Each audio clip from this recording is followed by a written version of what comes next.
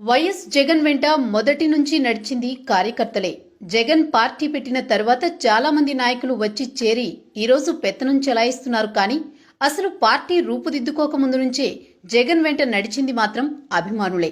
YS మరణం తర్వాత జగన్ వెంట చాలా మంది నాయకులు నడుస్తారని భావించారు. కానీ అలా ఏమీ జరగలేదు. జగన్ వెంట మొదటి నుంచి నడిచింది అభిమానులే.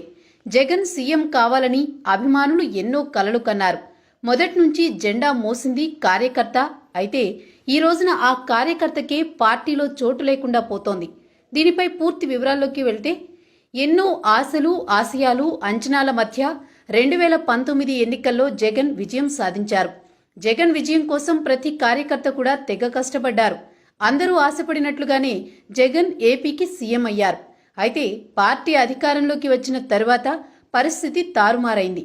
వైసీపీ అధికారంలోకి వచ్చిన తరువాత నాయకులు హడావిడి ఎక్కువైంది. కార్యకర్తలను పట్టించుకున్న నాయకులు ఒక్కరు కూడా లేకపోవడం విశేషం. పైగా పక్క పార్టీల నుంచి వచ్చిన వారు తమపై పెత్తనం చేస్తుంటే మొదటి నుంచి పార్టీలో ఉన్న కార్యకర్తలు సహించలేకపోతున్నారు. పార్టీ అధికారంలోకి వచ్చిన తరువాత నుంచి కార్యకర్తలు అసంతృప్తితో ఉన్నారనేది అక్షర సత్యం. ఎన్నికల సమయంలో ఎంతో హడావిడి చేసిన వైసీపీ సోషల్ మీడియా కూడా ప్రస్తుతం సైలెంట్ అయిందనే చెప్పాలి. గతంలో టీడీపీ పార్టీ ఇలానే కార్యకర్తలను సరిగా పట్టించుకోలేదు. దీని పర్యవసానమే ఆ పార్టీ ప్రస్తుతం అడ్రస్ లేకుండా పోయింది.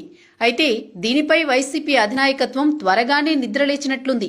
పార్టీ కార్యకర్తలకు అన్యాయం జరుగుతుందని తెలుసుకున్న పార్టీ అధినేత జగన్ వారి కోసం సంచలన నిర్ణయం తీసుకున్నారని తెలుస్తోంది. సీఎం జగనే స్వయంగా పార్టీ కార్యకర్తలను కలవనున్నారట. అవును, మీరు వింటున్నది నిజమే. పార్టీ కార్యకర్తలను నేరుగా జగనే కలవనున్నారట. నియోజకవర్గాల వారీగా కార్యకర్తలను విభజించి వారితో సమావేశం కానున్నారట జగన్. ఈ సమావేశంలో తమకు జరుగుతున్న అన్యాయాల గురించి జగన్కే చెప్పవచ్చని తెలుస్తోంది. ఇలా దాదాపు 50 సమావేశాల వరకు జగన్ హాజరయ్యే అవకాశం ఉందని తెలుస్తోంది. కరోనాకు వ్యాక్సిన్ రాగానే జగన్ కార్యకర్తలతో సమావేశం ఉంటుందని పార్టీ వర్గాలు తెలిపాయి. మరి జగన్ కార్యకర్తలతో సమావేశం తర్వాత అయినా వారికి న్యాయం జరుగుతుందేమో చూడాలి.